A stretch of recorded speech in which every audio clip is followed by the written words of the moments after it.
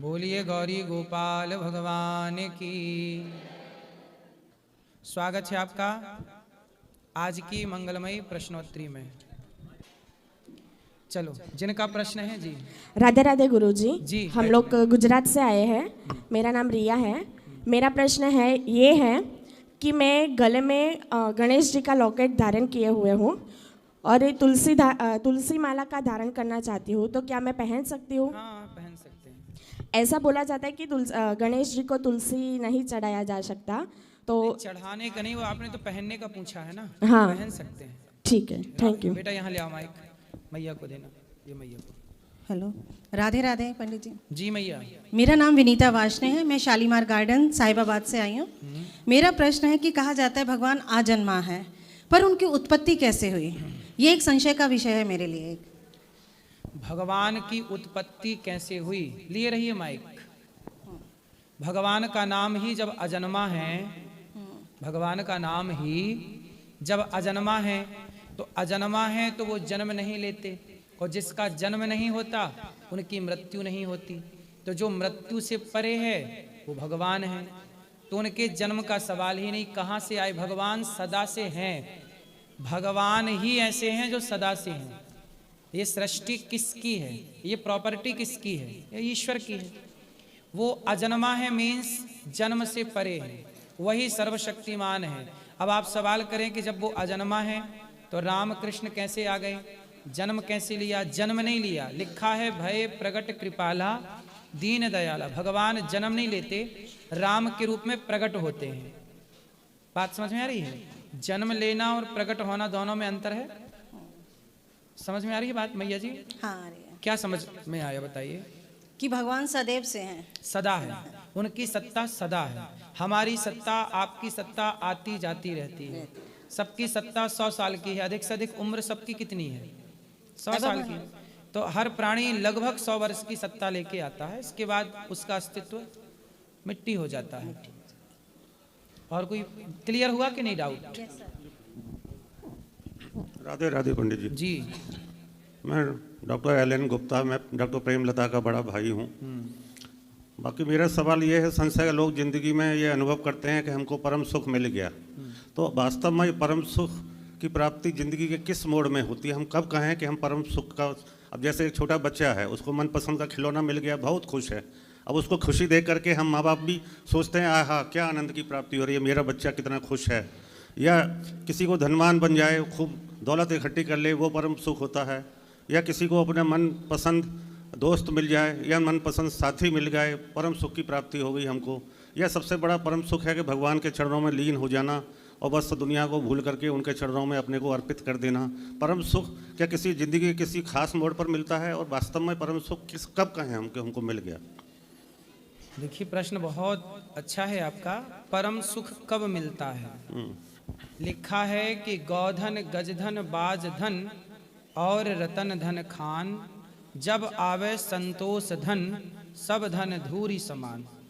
इस सृष्टि का सबसे बड़ा सुख क्या है? परम सुख क्या है? बोले संतुष्ट हो जाना। जो व्यक्ति जितना है उतने में प्रसन्न है, अपने बेटे से संतुष्ट है, अपनी इनकम कमाई से संतुष्ट हैं, तो आप जितना सुखी कौन होगा? और यदि करोड़ों पाकर सोने की लंका में रहने वाला रावण, मंदोदरी जैसी परम सुंदरी पत्नी पाने वाला रावण भी अपनी पत्नी और अपनी वासनाओं से संतुष्ट ना हुआ, जिसके कारण सर्वनाश का कारण हुआ। इसलिए सबसे परम सुख क्या है? जितना है उतने में संतुष्ट, इच्छाओं को समाप्त कर लेना ही परम शांति है, परम सुख है। भगवान में भजन मन लगाना ये तो ठीक बात है। जो व्यक्ति जगत के सुखों से संतुष्ट होगा वही ईश्वर की तरफ मुड़ेगा और वही परम शांति को पाएगा।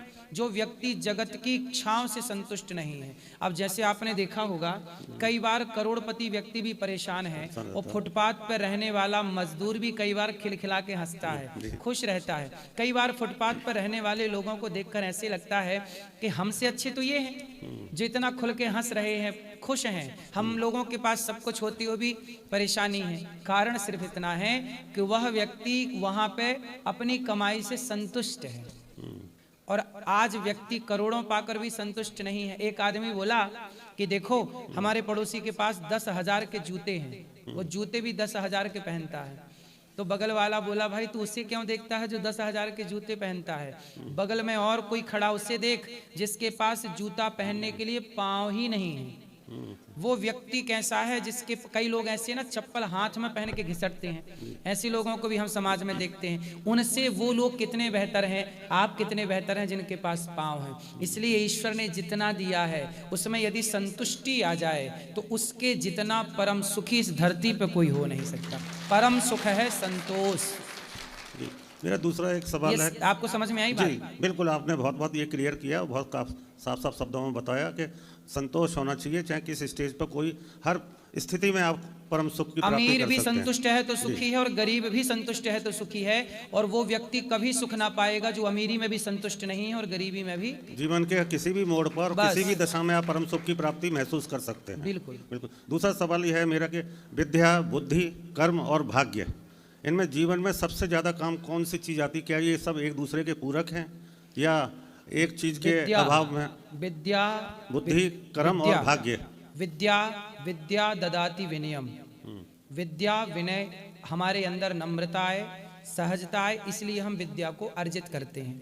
विद्या, बुद्धि इसलिए होती है ताकि वो हमें सही डायरेक्शन दे सके, सही दिशा दे सके। कहते हैं मन होता है वो संकल्प विकल्प करता है। जैसे ये वस्तु पड़ी है तो जब आप देखते हैं कि 100 का नोट पड़ा है तो मन कहता है उठाऊं कि ना उठाऊं, फिर उसे निर्णायक बुद्धि निर्णय देती है कि उठा या मत उठा। ठीक है, तो बुद्धि इस जीवन में निर्णय देती है, करूं कि ना करूं, करूं कि ना करूं, ये संकल्प विकल्प मन देता है। पर निर्णय कौन देता है? इस लड़की से ब्याह करूं कि इससे करूं, इस घर जाऊं कि इस घर जाऊं, ये खाऊं कि ये खाऊं, ये निर्णय जहां नहीं है वहां मन कार्य कर रहा है, और जहां डिसीजन है वहां बुद्धि आ गई। तो बुद्धि का काम है जीवन में स्पष्ट करना। अब मन, जैसे आपने पूछा विद्या, तो विद्या विनय देती है, बुद्धि निर्णय देती है। अब आपने पूछा और क्या पूछा? कर्म और भाग्य। कर्म ही भाग्य का आगे का रूप है। जैसे कर्म 3 प्रकार के होते हैं, संचित, क्रियमाण, प्रारब्ध। कर्म कितने तरह के होते हैं?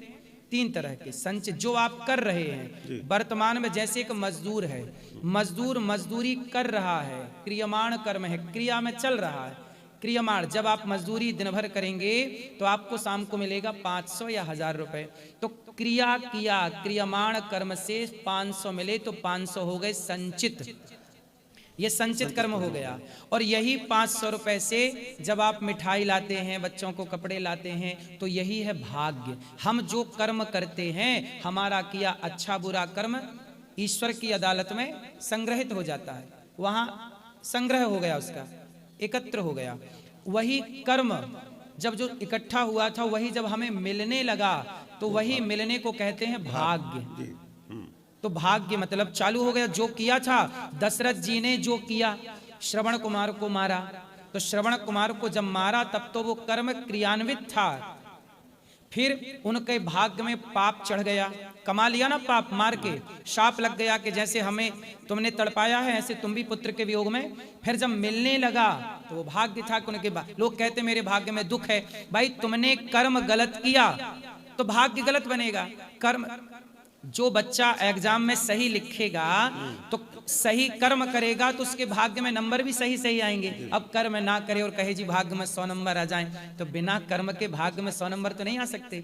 तो कर्म से ही भाग्य का निर्माण होता है। जी सर, धन्यवाद जी, धन्यवाद जी। नमस्कार राधे राधे जी, मैं डॉक्टर पीएन वार्ष्णेय प्रेमलता का मझला भाई हूँ। मैं ये पूछना चाहता हूँ कि संसार में रहते हुए, कर्म करते हुए हम भगवान की भक्ति किस प्रकार कर सकते हैं? कर्म अगर हम अपनी ईमानदारी से, वो पूरी निष्ठा से अपना कर्म करते हैं तो क्या ये भगवान की भक्ति नहीं है? अटैचमेंट और डिटैचमेंट में क्या फ़र्क है? देखिए, ईमानदारी से कर्म करते रहना, परंतु कर्म करते हुए किसे देख रहे हैं? भीम भैया जब जरासंध से युद्ध करने गए, भीम और जरासंध जी का क्या हुआ? भीम भैया का और जरासंध का युद्ध हुआ। 27 दिन तक युद्ध चला। आखिरी में भगवान से भीम भैया बोले कि अब मैं बहुत पिट चुका हूं, अब और ना लड़ा जाएगा, ये जरासंध बहुत मार रहा है, अब मैं भाग रहा हूं। भगवान बोले कल का युद्ध आप मेरे कहने से कर लो और युद्ध करते समय केवल मेरी तरफ देख लेना। अगले 28वें दिन जब युद्ध हुआ तो भगवान की ओर देखा तो भगवान ने एक तिनका उठाया और तिनकों को 20 से फाड़ कर एक भाग इस तरफ एक भाग इस तरफ फेंक दिया। जरासंध को भी भीम भैया ने 20 से फाड़ा, उसका दायां भाग बाएं तरफ बायां दाएं तरफ फेंक दिया और वो मारा गया। जब तक ईश्वर की ओर नहीं देखा तब तक लड़ते रहे, जीत प्राप्त नहीं हुई। पर कार्य करते हुए दृष्टि कहाँ रखी? भगवान की ओर। इसलिए जगत का काम करिए, जगत में मन लगाइए, जगत में शरीर से कार्य करिए, परंतु दृष्टि सदा भगवान के चरणों में रखिए। जैसे कमल, अभी पूरा नहीं हुआ आपका उत्तर आंसर। कमल का फूल पानी में है पर पानी की आप बूंद डालिए तो एक भी बूंद अपने ऊपर नहीं रखता कमल, सारी बूंद अपने पत्ती से पंखुड़ी से गिरा देता है। जैसे कमल का पुष्प पानी में रहकर भी पानी से अलग है या नहीं? हाँ। उसी तरह जगत में रहकर भी जो जगत से अलग है वही ईश्वर को पाएगा। तो जगत में रहकर जगन्नाथ में चित्त को मन को लगाए रखिए और कहते रहिए कि हे नाथ मैं आपको कभी भूलूं नहीं, मैं कुछ भी नहीं हूं, ये परिवार मेरा नहीं, व्यापार मेरा नहीं, सब कुछ आपका, नाथ सकल संपदा तुम्हारी, मैं ये क्यों मानूं कि ये मेरा है। सच तो यही है ना कि आपका शरीर भी आपका नहीं है, आपकी आंखें भी एक टाइम बाद आपका साथ छोड़ देंगी, शरीर भी साथ छोड़ने लग जाएगा, बालों का रंग भी साथ छोड़ चुका है, सफेद होने लग गए हैं, ये शरीर एक दिन आपका साथ छोड़ देगा। तो जब शरीर ही अपना नहीं रहा तो हम क्या कहें कि ये हमारा कि ये हमारा। इसलिए मेरे तो गिरधर गोपाल दूसरो ना कोई, जगत में रहकर जगन्नाथ से संबंध रखना यही मोक्ष का साधन है, यही मोक्ष का रास्ता है। महाराज जी चरणों में दंडवती। महाराज जी में प्रश्न है कि क्या पितृदेव होते हैं? अगर होते हैं तो उनकी सेवा करने के बाद भी वो परेशान क्यों करते हैं? पितृलोक में पितृ देवता होते हैं। जो व्यक्ति मर जाता है यदि वह पुण्य करके मरेगा तो मोक्ष पालेगा, पाप करके मरेगा तो नरक चला जाएगा। लेकिन कुछ लोग ऐसे होते, जैसे आपने 9वीं या 10वीं का एग्जाम दिया, लेकिन आपके हुआ क्या कि 33 नंबर चाहिए थे पास होने को और आए हैं 31 नंबर, 2 नंबर कम हैं, तो क्या आ जाएगी आपकी? सप्लीमेंट्री आ जाएगी। अब सप्लीमेंट्री आई है आगे तो क्या होगा? अब फिर से एग्जाम देने को मिलेगा। उसी तरह जो पापी है वो नरक चला जाता है, जो पुण्यात्मा है मोक्ष पा लेता है। लेकिन जो ऐसा है कि पापी तो है थोड़ा पर थोड़े से पुण्य भी किए हैं, तो फिर वह पितृलोक में वेटिंग करते हैं, वेटिंग रूम है, मतलब वहां जाके वेट करते हैं कि मेरे बच्चे, मेरी पीढ़ी मेरे नाम से कोई पुण्य करेगी तो वह पुण्य मेरा प्लस होके फिर मैं मोक्ष को पाऊंगा।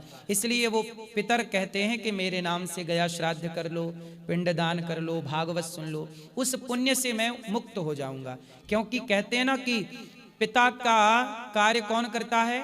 पुत्र करता है। तेरा ब्राह्मण खवाना 13वीं है, तो उस व्यक्ति के नाम से समाज को भोजन कराना ये अन्नदान ही तो है, पुण्य है। यह पुण्य उसके जुड़ेगा और प्लस होगा तो उसकी सदगति होगी, वरना वह व्यक्ति परेशान होकर परिवार को शाप देने लग जाता है कि हमारे लिए तो कुछ किया नहीं, और वह नरक का गामी हो जाता है, वही पितृदोष लगता है। इसलिए हर पुत्र को अपना पिता का कर्तव्य जरूर करना चाहिए। सनातन का जो नियम है पिंडदान करना, तर्पण करना, श्राद्ध करना। एक उदाहरण मैं आपको देता हूं, ताजमहल जिसने बनाया, वैसे तो तेजोमय शिवालय था, पर समाज में हम लोगों ने ये पढ़ा है कि शाहजहां ने ताजमहल बनवाया। क्यों? ये सही बात है। शाहजहां जब ताजमहल बनाए तो शाहजहां का एक बेटा था औरंगजेब, औरंगजेब ही नाम था जी। औरंगजेब ने अपने बाप को जेल में डाल दिया था। आखिरी में शाहजहां को औरंगजेब ने जेल में डाल दिया, और जेल में डालने के बाद उस शाहजहां को थोड़ा सा पानी और थोड़े से चने दिया करता खाने को, वो पीने को पानी। तो शाहजहां बोलता कि बेटा पेट भर भोजन मत दे, कम से कम पेट भर पानी तो दे। शाहजहां को उसके बेटे ने मरते समय पेट भर पानी भी नहीं दिया। तब शाहजहां ने बोला था कि बेटा तू मेरा बेटा होकर जीते जी बाप को पेट भर पानी ना दिया, तेरे से बेहतर तो वो हिंदू हैं जो मरने के बाद भी अपने बाप को पानी देते हैं, मरने के बाद भी अपने बाप को पानी देते। तो हम सनातनी, आखिरी में शाहजहां को कहना पड़ा कि सनातन श्रेष्ठ है, कि वहां मरे बाप को भी पानी, जिस धर्म में मरे बाप को पानी दिया जाता हो उस धर्म में जीते जी बाप का कितना सम्मान होगा, ये बात स्पष्ट हो गई। तो महाराज अब हमें क्या करना चाहिए उनकी मोक्ष के लिए? उनकी तिथि पुण्य तिथि पर किसी गाय को, भूखे को, प्यासे को भोजन कराओ, उस तिथि पर उनके नाम का एक दीपक जलाया करो, उनका स्मरण किया करो, भगवान से कहा करो प्रभु मेरे इन पूर्वजों को परम गति दे, उनके नाम से जो पुण्य करना है आप करिए, गया श्राद्ध करिएगा, जो करना है करिएगा। धन्यवाद। राधे राधे गुरुदेव जी। हाँ जी, आपके श्री चरणों में दास का कोटि कोटि वंदन नमन। खुश रहिए।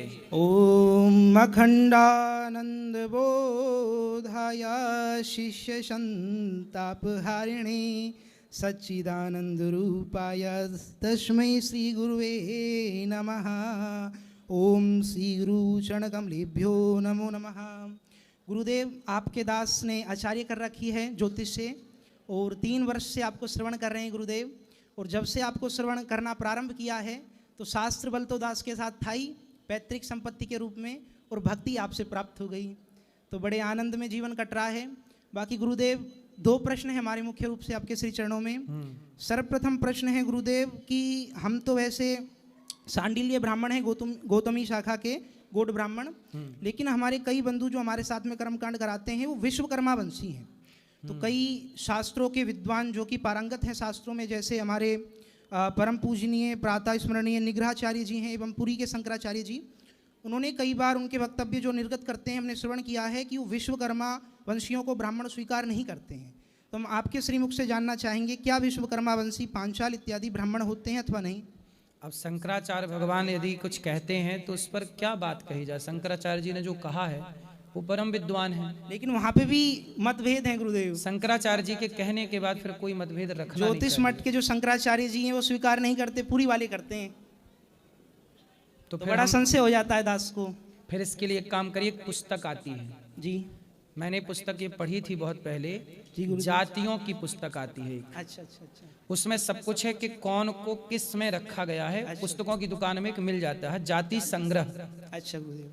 तो ये पुस्तक है लगभग इस नाम की, उसे आप पढ़िएगा, उसका अध्ययन कीजिएगा। गुरुदेव दूसरा प्रश्न हमारा ये है कि जो ब्राह्मण कर्मकांड से धन अर्जित करते हैं, तो हमारे गुरुदेव पंडित श्री नर्मदेश्वर शास्त्री जी कहते हैं कि कुछ विशेष कृत्य ऐसे किए जाते हैं जिनके द्वारा वो धन प्रयोग करने योग्य बनता है। हालांकि संध्या इत्यादि कार्य हम करते हैं, संध्या स्नानम जप शिव देवता नाम च पूजनम बलि वैश्व तथा तिथ्यम श्रेष्ठ कर्माणि दिने दिने इत्यादि कृत्य हम करते हैं, परंतु तब भी जिज्ञासा है दास की और कोई कृत्य कर सकते हैं जिससे कि कर्मकांड का धन हमें फले। क्योंकि एक चीज़ हमने एक्सपीरियंस करी है, जो ज्योतिष के कार्य से धन आता है वो उत्तम गति को प्राप्त होता है हमारे द्वारा, एवं जो कर्मकांड से आता है वो फलित नहीं हो पाता गुरुदेव। इसलिए कहते हैं ना, दानम दुर्गति नाशनम। जीवन में कोई भी धन कमाए, चाहे गृहस्थ कमाए चाहे किसी भी कार्य से कमाए, उसका कमाया हुआ 5% 10% यदि उसे आपने परोपकार में लगा दिया, किसी बच्चे को पढ़ाने लिखाने शिक्षा में लगा दिया, तो आपका वह धन शुद्ध हो जाता है और वह परम गति प्रदान करता है। इसलिए दानम दुर्गति नाशनम, दान करने वाले की कभी दुर्गति नहीं होती, वह धन आपको पुण्यात्मा कर देता है। अच्छा गुरुदेव, आपके प्रति हमारे हृदय में विशेष प्रेम है और करीबन 4 माह से 4 माह पूर्व से ये इच्छा थी कि गुरुदेव से मिलें, गौरी गोपाल में जाएं, तो बिहारी जी की कृपा ऐसी हुई कि प्रति माह कोई कर्मकांड हमारा यहाँ पे आ जाता है।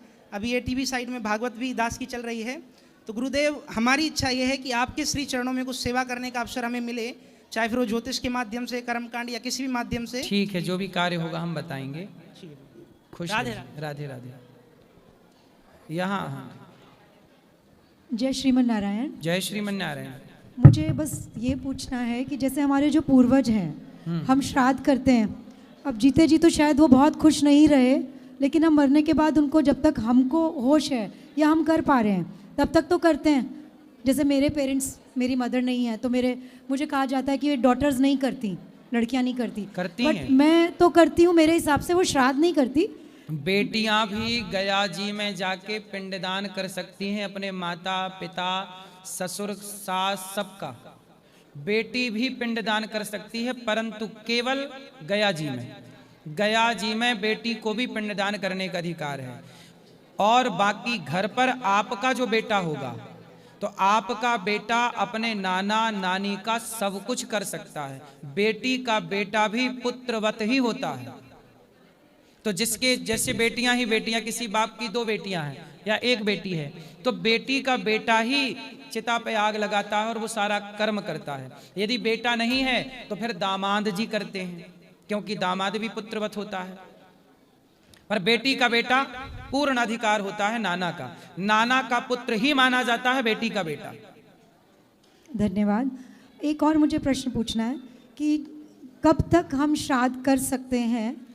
जैसे मुझे ये पता है कि जहाँ भी मेरी मदर गई होंगी, दूसरा जन्म ज़रूर लिया ही होगा, बहुत पुण्य आत्मा थी हमारे लिए। तो इस चीज़ का कब तक उन तक जाता होगा श्राद्ध में, या जिसमें उनकी भी हम तिथि, करते हैं? जब भी आपकी दादी, नानी, माता, पिता, सास, ससुर, इनकी मरने की तिथि याद रखिएगा बस। जब भी महीने में तिथि आए, हर महीने में करो तो ठीक है, भले उनके नाम से एक दिया ही जला दो, एक गाय को मुट्ठी भर चारा खिला दो हर तिथि पर। नहीं तो साल में जो एक विशेष तिथि आए, विशेष मतलब पितृपक्ष में, तो उस तिथि पर जरूर अपने माता पिता जिनकी जो तिथियां हैं उस तिथि पर हर वर्ष करते रहो, सदा करते रहो। एक मुट्ठी चारा ही तो देना है, कोई कर सको तो 2-4 ब्राह्मणों को भोजन करा दो उनके नाम से, बस कोई लाखों का खर्चा नहीं है, हजारों का भी खर्चा नहीं है। धन्यवाद। गुरुजी आपके चरणों में कोटि कोटि प्रणाम। मैंने गुरुजी कल एक रील देखी थी, स्क्रॉल कर रहा था तो आपकी रील आ गई थी, तो उस पर एक देवी थी, वो बोल रही थी क्या नाम है कि मैं बाल नहीं कटवाऊंगी, और अफवाहें फैलाई जा रही हैं कि मैं क्या नाम है FIR होनी चाहिए, ये होना चाहिए, वो होना चाहिए। तो मैंने देखा कि आपका कोई इतना विरोध करते हैं, पूरी दुनिया आपका विरोध करती रहती है, और मैं बहुत करीब से यहाँ की सेवाओं को देखता हूँ कि मैं यहीं पे रहता हूँ, बहुत करीब से मैंने उन सेवाओं को देखा है।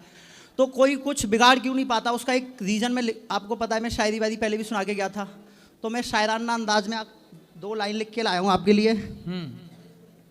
आप यहीं के हो, ब्रजवासी हो? हाँ, ब्रजवासी तो नहीं हूँ, बट दर्शन करने के लिए आया था 3 साल पहले, तो मैं यहीं रह गया, फिर गया नहीं वापस। ठीक है। तो वो है कि जिस घर में ममता नाम का मोती ना हो, मुसलसल वह घर जलता है। जिस घर में ममता नाम का मोती ना हो, मुसलसल वह घर जलता है। उसकी एक बूंद से ये समंदर मचलता है। यकीनन आप ज़िंदगी की कोई भी जंग हार ही नहीं सकते, यकीनन आप ज़िंदगी की कोई भी जंग हार ही नहीं सकते, क्योंकि आपके साथ हर घड़ी सैकड़ों माँ की दुआओं का असर चलता है। वाह, सुंदर, धन्यवाद आपका। बहुत जैसे विरोध करते हैं उसके ऊपर और है कि हम तो जिद्दी हैं, अपनी जिद पे अड़े रहेंगे, हम तो जिद्दी हैं, अपनी जिद पे अड़े रहेंगे, अच्छे बुरे जैसे भी हैं ब्रज रज में पड़े रहेंगे। वाह। हम तो जिद्दी हैं, अपनी जिद पे अड़े रहेंगे, अच्छे बुरे जैसे भी हैं ब्रज रज में पड़े रहेंगे। ए जालिमो तुम चाहे जितना भी जोर लगा लो हमें गिराने की खातिर, ए जालिमो तुम चाहे जितना भी जोर लगा लो हमें गिराने की खातिर, मगर एक रोज़ तुम्हारे मोहल्ले गांव गली शहर में हमारे ही नाम के झंडे गड़े रहेंगे। वाह, बहुत बहुत शुक्रिया गुरु। बहुत सुंदर, बहुत शुक्रिया, आपने स्वीकार की। सही कहा आपने, सही है। बहुत ज़्यादा जो लोग हमारा विरोध करते हैं उन्हीं के, वो भी अपने बेटे को हमारे जैसा ही बनाना चाहते हैं। हाँ बिल्कुल बिल्कुल।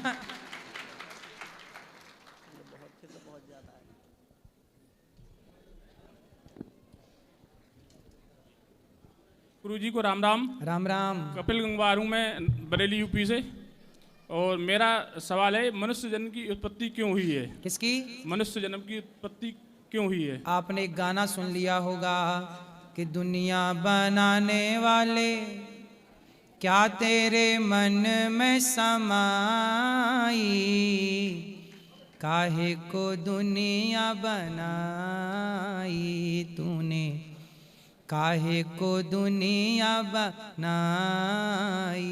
काहे को दुनिया बनाई हे भगवान, काहे बनाए तूने माटी के पुतले, काहे बनाए भगवान ने दुनिया?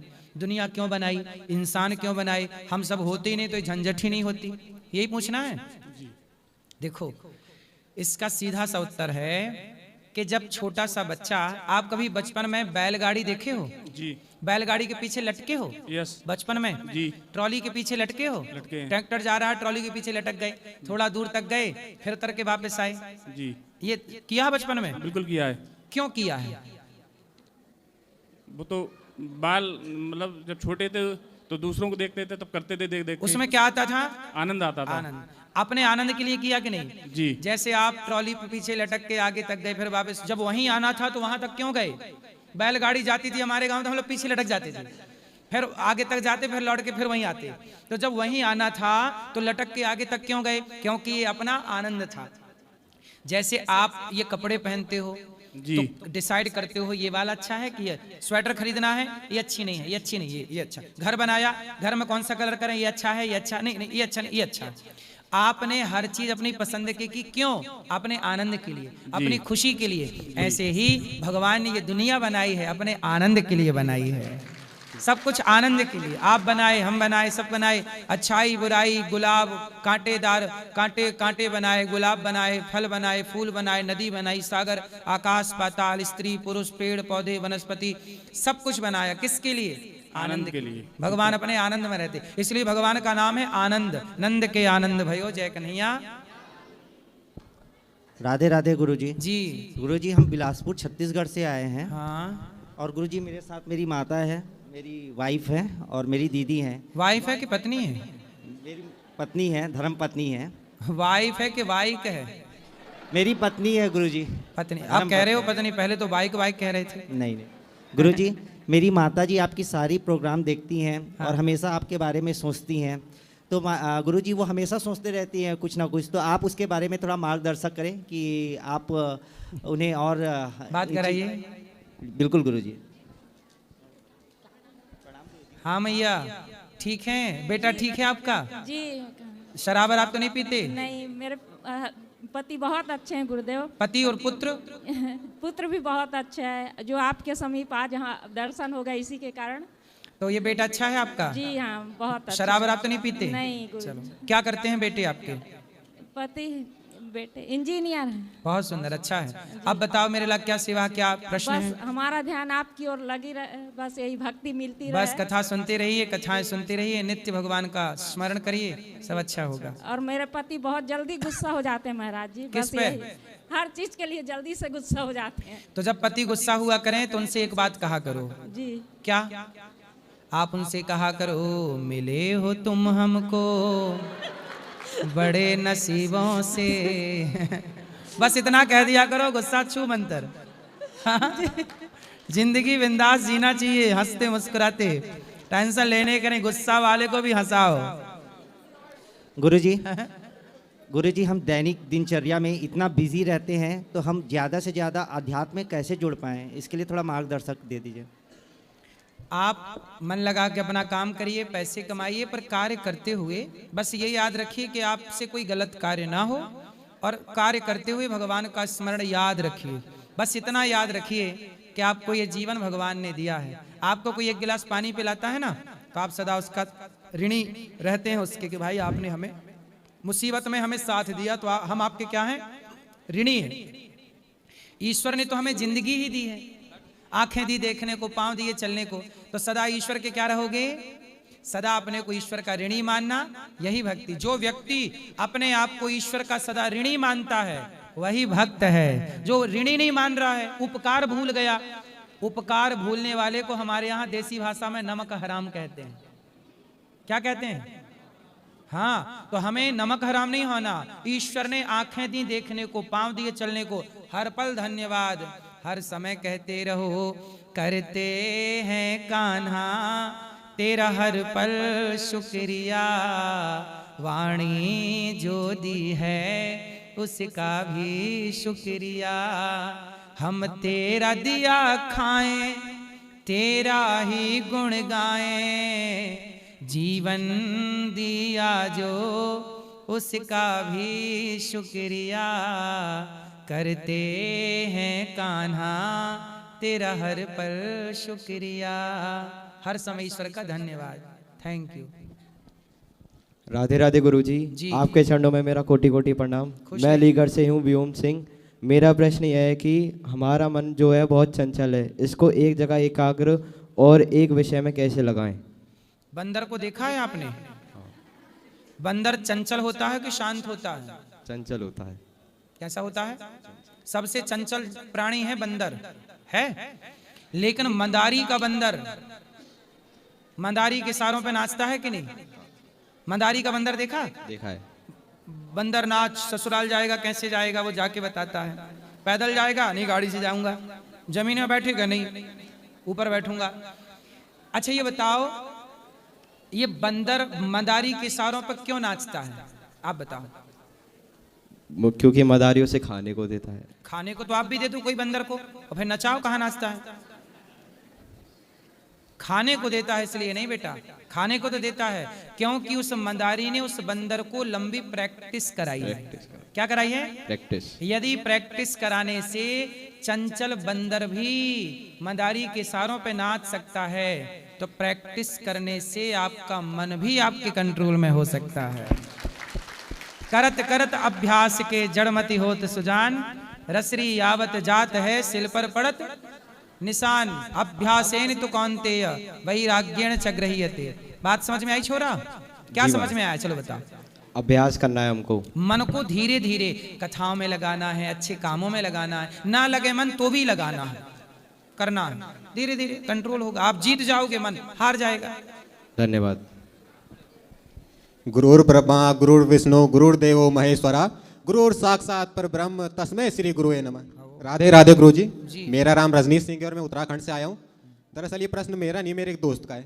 उसको लगता है कि उसने अभी तक अपनी जितनी भी उम्र जी है, उसने बहुत सारे लोगों को हर्ट किया है, और अब उसकी ज़िंदगी में कुछ भी गलत होता है तो उसको लगता है कि उन्हीं सब कारणों की वजह से हो रहा है। तो वो कैसे अपनी ज़िंदगी को मधुर बना सके और इन सब बातों को भूल सके, यही मैं आपसे प्रश्न है मेरा। कौन है आपका फ्रेंड, लड़का है लड़की है? सर लड़का है, वो अभी आज आ नहीं पाया मेरे साथ। उसका शायद अभी श्री जी ने उसको बुलावा नहीं दिया है। कोई बात नहीं। तो जब आप किसी का दिल दुखाएंगे तो आपका भी तो दुखेगा। ये तो हिसाब है, जैसी करनी वैसी भरनी, आज किया कल पाएगा। जैसा किया है पेड़ बोए बबूल का, तो आम कहाँ से आए। कर्म दंड तो भोगना ही पड़ता है, न देना दोष किस्मत को, विपत्ति तो सब पे आती है, फिर आएगी। इसलिए खुश रह के अपना समय गुजारना चाहिए और अब गलती नहीं करना चाहिए। ईश्वर से क्षमा मांगना चाहिए। जब शरणागति भगवान की होती है तो सारे अपराध भगवान क्षमा कर देते हैं। धन्यवाद गुरुजी। गुरुजी राधे राधे जी। यदि शब्दों द्वारा अपने माता पिता का अपमान हो जाए तो कैसे पश्चाताप करें? क्षमा मांगो माँ बाप से और दोबारा वो दोहराओ मत। जी। और एकादशी व्रत कैसे करें गुरुजी, थोड़ा बता दीजिए। एकादशी के दिन आप भगवान का ज्यादा से ज्यादा चिंतन करो, और भूख लगे तो फल खा लो, फलाहार फल इत्यादि। द्वादशी को ब्राह्मण को भोजन करा के पारण करना चाहिए। हाँ वैसा भी कर सकते हैं, वरना आप चावल, द्वादशी को चावल जरूर खाना चाहिए, भोग लगा के भगवान को प्रसाद पा सकते हैं। राधे राधे गुरुजी। जी राधे राधे गुरुजी। हाँ जी। मेरा नाम प्रेमलता है, मैं दिल्ली से आई हूँ। जी मैया। कहते हैं जिस महिला के लड़का नहीं होता, क्या उसकी जीवन बेकार होता है? ना मैया, कौन बोल रहा है? मीराबाई के कहाँ लड़का था? कहते हैं उसकी मुक्ति नहीं होती। मीराबाई के बेटा था? नहीं था। तो फिर मुक्ति नहीं हुई होगी मीराबाई की। अरे बेटे से मुक्ति नहीं होती, तुम 100 पैदा कर लो, लेकिन बेटे से मुक्ति होती तो बेटे जिनके 10-20 उनकी मुक्ति हो जाती। फिर क्या करना है? बेटी एक बेटी है। बेटों से मुक्ति नहीं, अच्छे कर्मों से, भगवान के भजन से मुक्ति होती है, भगवान के प्रेम से मुक्ति होती है। बेटी है एक, उसके 2 बेटे हैं। हाँ तो ठीक तो है, तो बेटे 2 फिर आपके, वो आपकी तो बेटे माने जाएंगे। ठीक है, धन्यवाद। लेकिन आपका मन मैया बेटा बेटी में लगा है, भगवान में काहे नहीं लगाती? भगवान में ही लगाती हूँ मैं। अब लगाना, अब बेटा बेटी मन, तुम्हारी मुक्ति तुम्हारे भजन से होगी। ना बेटा करेगा, ना बेटी करेगी, ना बेटी का बेटा करेगा, ना पड़ोसी करेगा। बात समझ में आई मेरी माँ? धन्यवाद। क्या धन्यवाद, क्या समझा आप मेरी माँ? मैया क्या समझ में आया बताओ? गुरुजी हाँ, बेटी ही कर, बेटा ही, वो मतलब कोई नहीं करेगा, भगवान करेंगे मुक्ति। तो भगवान क्या करोगी आप? भगवान से ही लगाती हूँ और ज्यादा लगाऊँ। भगवान का नाम जपो, भगवान का चिंतन करो, और हम आपके बेटा हैं ये समझो। आपका दर्शन हो गया, बहुत बहुत धन्यवाद। ठीक है। बेटा बेटी कोई सब शमशान में छोड़ के आ जाते हैं, चाहे बेटी हो बेटा हो, जमाना सब अपना बेटा ही सब लोग शमशान तक के साथी हैं, लेकिन आपका भजन, आपका पुण्य, आपकी भक्ति शमशान के आगे भी आपका साथ देगी। गुरुजी आपका दर्शन हो गया और आपको भी आपका बेटा। हाँ बेटी बेटी क्या करती हो, बेटी तेरी एक दिन जमाई ले जाएगा। बेटा बेटा क्या करती हो, बेटा तेरा एक दिन पड़ोसी बन जाएगा। मिट्टी का खिलौना मिट्टी में मिल जाएगा। हेलो हाँ। भैया मैंने जब से जन्म लिया है मैंने जीवन में दुख ही दुख देखे हैं। आपने दुख ही दुख देखे हैं? तो मेरा भगवान की भक्ति में मन ही नहीं लगता है। क्या क्या दुख देखे आपने? मैंने जब से देखो मेरा पति मेरा खत्म हो गया। माइक पास में लो। पति मेरा खत्म हो गया। पति कितने साल बाद खत्म हो गए विवाह के? मतलब मेरी जैसी शादी हुई, शादी के 20 दिन बाद। 20 दिन बाद? मैंने जीवन में अपने दुख ही दुख देखे हैं। बच्चे तो हैं? एक बेटा है, बेटे का भी मैंने कोई सुख नहीं देखा। बेटा कितना बड़ा है? जन औषधि केंद्र के चला रहा है। तो आपकी सेवा नहीं करता? ठीक है। बहू? बहू नहीं आई अभी तक। तो बहू अभी बेटा अकेला बहू नहीं आई, सेवा नहीं करता? सेवा क्या, बस वो गुस्से वाला ज्यादा है। लाए हो उसको? अरे वो बच्चे आ जाएंगे भला हैं? वो एज होगी उसकी 37-38 साल की करीब। ले आती मेरी माँ, समझाता मैं भैया उसे। नहीं आएगा, बच्चे नहीं आते हैं। ये तो हमारा भाग को, हमारी एक मित्र है जो ये भागवत करा रही हैं, उन्होंने अपनी ननद को, बहन को बुलाया है। वो हम उनकी मित्र हैं, वो हमें लेके आई हैं अपने साथ। अच्छा। तो हमारे तो भाग को कि हम आपके आज दर्शन कर पा रहे हैं। अच्छा मैया ये बताओ, आपके पति चले गए, पुत्र भी अच्छा नहीं है, तो ये आपके 2 दुख हो गए, और क्या दुख है तीसरा? मैंने भैया बस जीवन में अपने दुख, अब इससे बढ़ के दुख क्या होगा? सही है, ये सबसे बड़ा दुख है। लेकिन एक बात बताओ, मीराबाई के भी पति की मृत्यु हो गई, लेकिन मीरा ने जगत से संबंध जोड़ा ही नहीं। मैया आप भी क्यों दुख में घूम रही हो? आप भी तब तक दुखी हो जब तक संबंध जगत से है। जगत से संबंध तोड़कर गिरधर से नाता काहे नहीं जोड़ लेती हो मेरी माँ?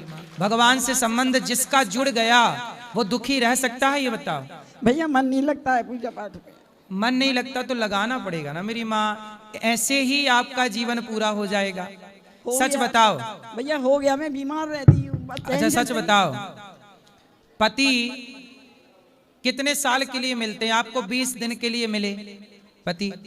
जिनको मिले हैं लंबे टाइम के लिए उनसे भी पूछो कितने साल के लिए मिलते हैं।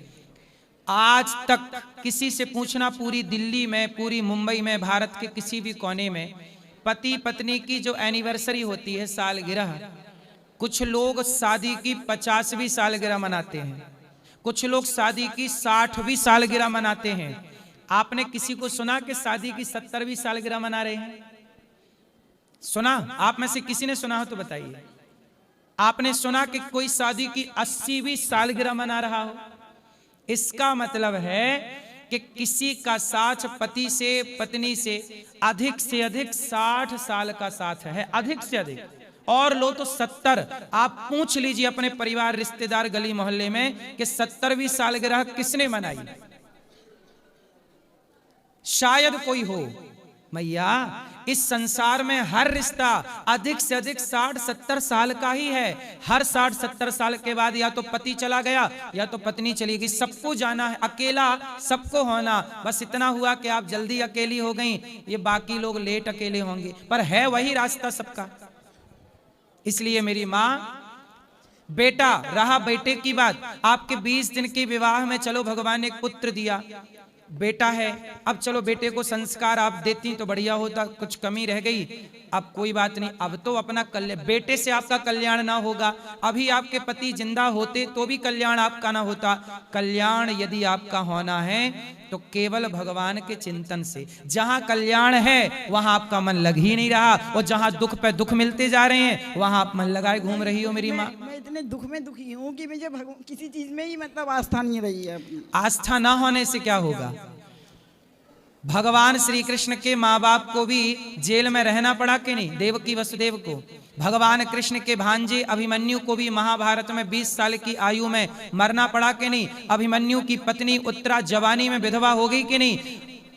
तब विधवा हो गई। अभिमन्यु की पत्नी उत्तरा तब विधवा हो गई जब उसका बच्चा पेट में था। बेटा पैदा हुआ तो बाप का मुंह ना देखा, लेकिन उत्तरा ने अपने बेटे को संस्कार दी और परीक्षित बन के आज वो समाज में जाने जाते हैं। तो मैया आपका कल्याण भगवान से ही होगा। इसलिए नहीं, बेटा का जो है मतलब उसका जो मोह होना चाहिए, अपना फर्ज निभाना चाहिए, वो फर्ज नहीं निभाता। कौन? बेटा। बेटा तो बस, मैया बस मेरा तो जो फर्ज है बस उसको पैसा देना और उसकी सेवा करना, बस यही से मानता है जरूर। तो आपसे पैसा मांगता है? मैं उसको ही देती आई हूँ अब तक सब कुछ। मेरे पति जो थे इंस्पेक्टर थे पुलिस में।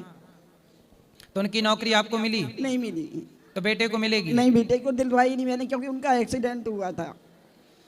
तो मैया लेकिन अब बेटे को पैसा देती रहोगी, जिस दिन पैसा देना बंद कर दोगी बेटा आप पे हावी हो जाएगा। अब दे रहे हैं, क्या करना है। इसलिए तो मैया भगवान में मन लगाओ, थोड़ा भजन पुण्य करो, किसी भूखे को भोजन भी कराया करो, पुण्य भी ले चलना। तो करते हैं सब। बस धन्यवाद। अब मन भगवान में लगाओ, इसी से आपकी भलाई है। संसार में तो लगाए ही हो आप। राधे राधे गुरुजी। जी गुरुजी, हम पूछना चाहते हैं कि हाँ। क्या तांबे के लोटे से सुहागिन महिलाओं को जल नहीं देना चाहिए? किसे? जिसे सुहागिन औरतें जो किसे जल देना है?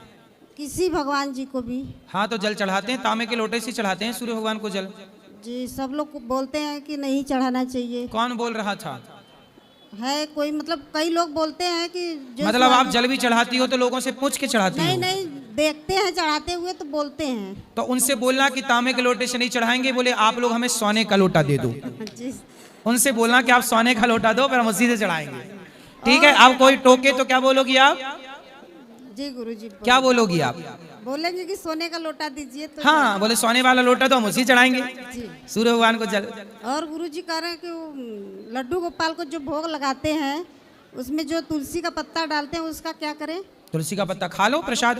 जी गुरुजी। चलो। राधे राधे गुरुजी। बोलो। मेरा ये सवाल था कि मेरे पापा क्रिश्चियन धर्म लिए हैं। आपके पिताजी क्रिश्चियन हो गए? हाँ हो गए। और आप क्या हैं? मम्मी हिंदू धर्म में मानती है और मैं पूजा और चर्च दोनों जाता हूँ। मतलब आपकी मम्मी, आपकी माँ हिंदू है और पिताजी क्रिश्चियन हो गए? जी। हो गए मतलब पहले नहीं थे? नहीं थे। पहले क्या थे? पहले हिंदू ही थे। हिंदू थे, फिर आप क्रिश्चियन हो गए। और आप क्या हो? मैं मतलब पापा के साथ चर्च भी जाता हूँ और मंदिर में पूजा पाठ भी करता हूँ। तो आपको क्या अच्छा लगा, मंदिर की चर्च? दोनों ही पसंद है पर समझ में नहीं आता क्या करूँ। खिचड़ी हो गई ना आप। हाँ। सुनो, किस धर्म में आपका जन्म हुआ है? हिंदू। तो आपको क्रिश्चियन क्यों बनना है? क्यों? पापा ने लिए, पिताजी ने लिया। तो आपके पापा क्यों बन गए क्रिश्चियन? दोस्तों ने बोले थे। कुछ पैसे भी मिलते हैं? नहीं, उनको नहीं बोला। दोस्तों ने बोल दिया तो क्रिश्चियन हो गए। दोस्तों ने बोल दिया तो आप कुछ भी कर लोगे। दोस्तों ने बोल दिया कि अपने बेटे को छोड़ के इसको मान लो तो मान लेंगे। कल को आपको बोल दिया जाए कि दोस्तों ने बोल दें कि अपने बाप को छोड़ दो, अपनी माँ को छोड़ दो, इससे माँ बाप मान लो, मान लोगे? किसी के कहने से जब आप अपने माँ बाप नहीं छोड़ सकते तो अपना धर्म किसी के कहने से क्यों छोड़ रहे हो भाई? हमारे देश में शिवाजी का नाम सुना है? शिवाजी के बेटे का नाम है छावा। क्या नाम है? छावा। छावा। उनके शरीर को मुगलों ने बंदी बना के नोच लिया, नाखून निकाल लिए, उंगली काट दी, चमड़ी उधेड़ दी और कहा कि तुम धर्म छोड़ दो, हम तुम्हें नहीं मारेंगे। उन्होंने कहा कि मार डालो, स्वधर्मे निधनम श्रेयः पर धर्मो भयावह, मर जाएंगे पर अपना धर्म नहीं छोड़ेंगे। जो तुम्हारे सनातनी धर्म के लिए मर गए, तुम वो धर्म छोड़ के क्रिश्चियन, जिन क्रिश्चियनों ने इस देश को गुलाम बनाया, तुम्हारी बहन बेटियों के साथ बलात्कार किया, तुम्हें वो बनना है?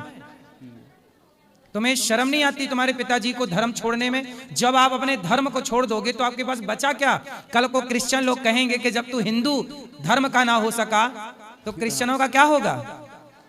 ये बोला जाएगा कि नहीं? जयचंद किसे कहते हैं? बोलो। जो अपना धर्म छोड़ के गद्दारों से हाथ मिलाए उन्हें जयचंद कहते हैं। जो सनातन छोड़ करके अन्य किसी मजहब पंथ में जाए वो सब जयचंद कहलाएंगे, गद्दार कहलाएंगे सीधी भाषा में। तो आपको गद्दार होना है? नहीं। क्या बनना है?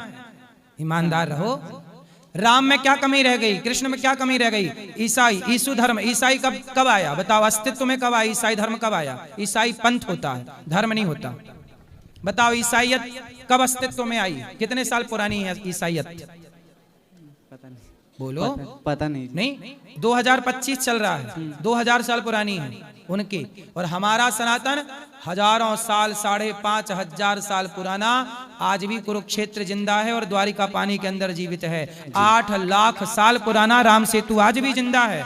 जो सनातन सूर्य चंद्रमा से भी प्राचीन है। राम सूर्यवंशी है, कृष्ण चंद्रवंशी हैं। जो सूर्य चंद्र जितना पुराना सनातन है, वो छोड़ के तुम 2000 साल पुराने के पीछे भाग रहे हो। कल को तुम्हें कोई और मिल जाए, तुम अपनी माँ को छोड़ दोगे? नहीं। फिर यही तो है, अपने धर्म को छोड़ दिया मतलब माँ को छोड़ दिया, फिर तुम्हारा धर्म ईमान क्या रहा? कल कोई 2000 रुपया देगा, चलो भैया ये छोड़ के आ जाओ, तुम चले जाओगे। अरे मर गए हमारे यहाँ, उनका गुरु गोविंद सिंह जी का नाम सुना है? गुरु गोविंद सिंह जी का नाम सुना है? गुरु गोविंद सिंह जी के 2 बेटे, 4 बेटे थे वैसे तो, 2 शहीद हो गए। 2 बेटों को मुगलों ने दीवार में चुनवा दिया, मतलब खड़ा करके, और ईंट की दीवार आगे पीछे खड़ी कर दी और दीवार के भीतर चुनवा दिया गया। उस समय उनकी उम्र 5, 7, 8 वर्ष की थी। छोटे छोटे बच्चों को तलवार गर्दन में रख के मुगलों ने कहा कि बच्चे धर्म छोड़ दो, उन्होंने कहा मार डालो, दीवार चुनवा दो, धर्म नहीं छोड़ेंगे। 7 साल का बच्चा दीवार नहीं छोड़ता, तुम्हारा बाप धर्म छोड़ के बैठ गया?